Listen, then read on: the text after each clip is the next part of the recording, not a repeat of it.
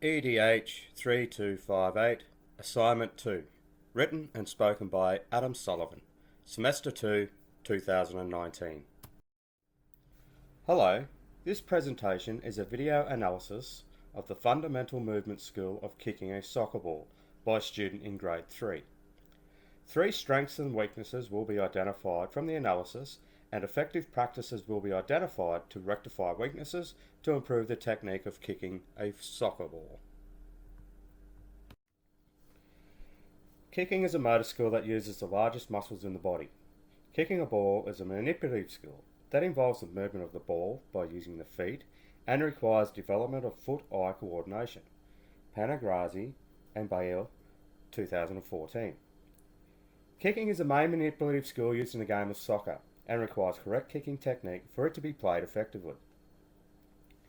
In grade 3, students are moving from the basic coordinative patterns to more context-specific motor skills.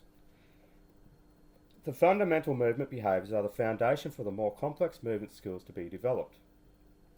These more complex skills are the precursor to movement patterns that are used in games, sports, dance, gymnastics, outdoor education and physical education activities, as highlighted by Calcott, Miller and Wilson-Garn.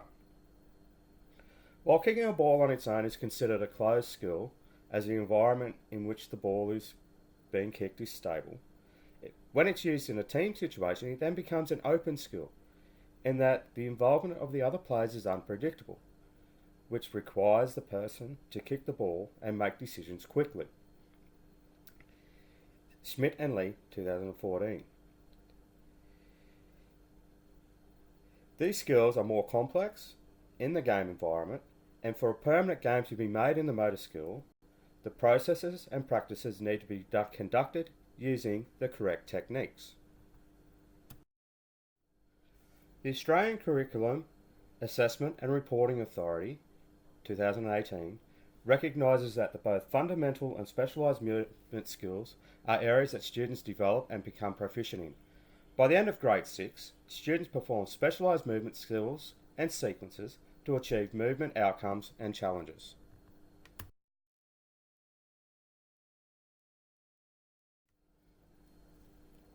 When kicking a football, the body needs to be relaxed and the person needs to focus on the ball as they approach it. The non-kicking foot is placed approximately 10 to 15 centimetres from the ball, with the foot facing the direction the ball is intended to be kicked and the knee slightly bent. The kicking leg is brought back and thrust forward to connect with the ball.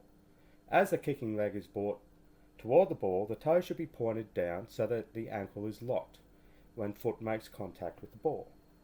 The knuckle of the big toe should be part of the foot that makes contact.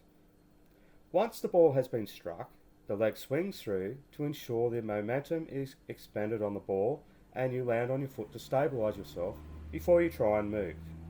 The opposite arm to the foot striking the ball should be held high, around shoulder height, to assist in maintaining balance.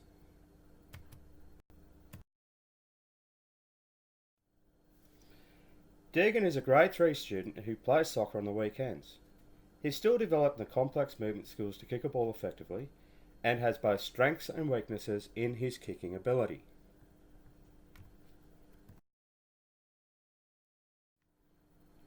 Deegan's strengths are his balance when kicking a ball.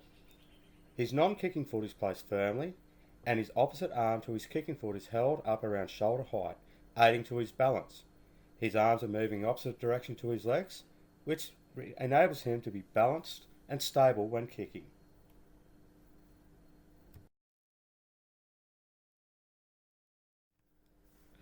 Deegan's kicking action is smooth and the leg accelerates quickly due to the full range of movement as he moves in towards the ball.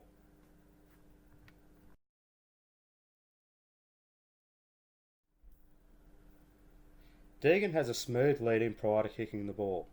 He builds momentum prior to the kick, which transfers into the kicking action when he strikes the ball. There have been some weaknesses identified in Deegan's kicking. The non-kicking foot needs to be placed next to the ball, as this affects the point of contact with the ball.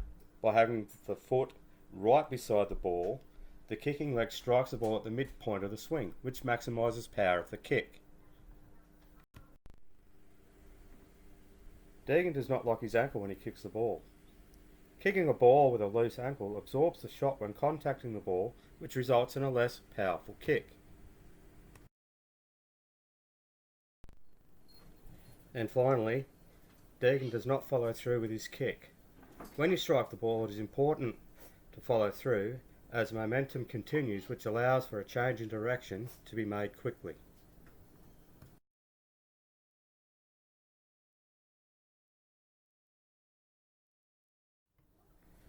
Lee, 2011, highlights that motor skills can be perceived by watching others perform the skill. Simply by watching more skilled players perform their kicking can allow Deegan to visually get an understanding of how they kick a ball effectively. To improve the non-striking foot placement, place a guide near the ball and practice placing the foot on that mark when kicking the ball, as seen in the video. Renshaw, Chow, Davids and Hammond, 2010, highlight that it's a result of practice. Successful learners undergo a permanent behavioural change. By placing a marker near the ball, the placement of the foot, the movement pattern has been adapted and changed, which leads to a consistent movement outcome.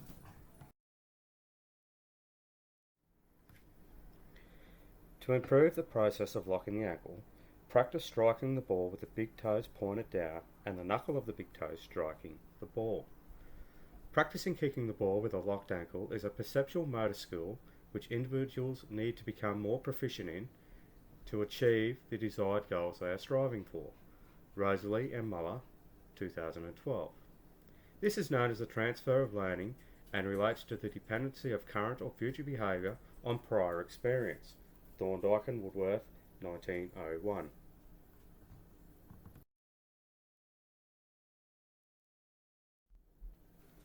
And lastly, to improve the way Deegan kicks a soccer ball, it is important that he follows through with his kick. Following through with the kick can be practiced with a small group.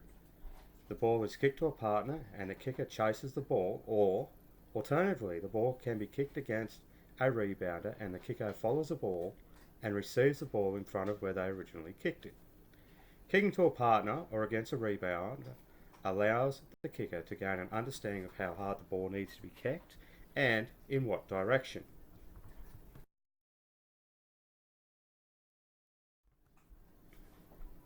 The three stages outlined to improve Deegan's kicking of the soccer ball allow for engagement and can be modified to cater for both Deegan's levels and those of his peers. They can be practiced on an individual or in a group environment.